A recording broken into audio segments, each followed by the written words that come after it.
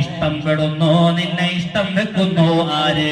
മുഹമ്മദ് റസൂലുള്ളാഹി സ്വല്ലല്ലാഹു അലൈഹി വസല്ലം. ഈ പരിപാടിയിലൂടെ നമ്മുടെ ഉസ്താദുമാര്, നമ്മുടെ മശായിഖന്മാര് അത് തന്നെയാണല്ലോ ആഗ്രഹിക്കുന്നത്. നാളെ സ്വർഗത്തിലെത്തിയാൽ, നാളെ ആഖിറത്തിലെത്തിയാൽ പേരമക്കളായ സയ്യിദന്മാരെ കൂടെ അവിടുന്ന് സ്വർഗത്തിലെത്താൻ ഒരു വഴിയായിട്ട് ഈ അൽ മുറാഫഖ നമ്മുടെ ഉസ്താദുമാരും സയ്യിദന്മാരും അവിടുന്ന് മശായിഖന്മാരും കാണുന്നുണ്ട് കേട്ടോ. അതുകൊണ്ട് ഈ പരിപാടിയിലേക്ക് ആരൊക്കെ എന്തുകൊണ്ടൊക്കെ സ്നേഹിക്കുന്നുണ്ടോ, സഹകരിക്കുന്നുണ്ടോ, അതൊന്നും വെറുതെ ആവൂല. അതെല്ലാം വലിയ വലിയ ബറക്കത്തുള്ള കാര്യം തന്നെയാണ്.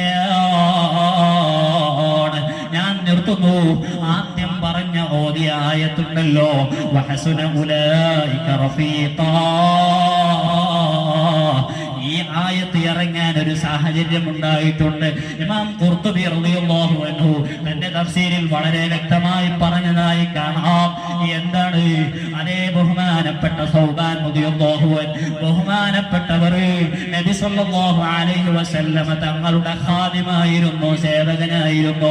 അങ്ങനെ സൗബാൻ റളിയല്ലാഹു അൻഹു നബി സല്ലല്ലാഹു അലൈഹി വസല്ലമ തങ്ങളുടെ അടുത്തേക്ക് വന്നപ്പോൾ നബി തങ്ങൾ അങ്ങോട്ട് ചോദിച്ചു, മോനെ എന്തേ ബേജാറില്, എന്തേ നിന്റെ മുഖം ബേജാറിലാണല്ലോ? ബഹുമാനപ്പെട്ട സൗബാൻ റളിയല്ലാഹു അൻഹു പറഞ്ഞതായി കാണാം, നബിയേ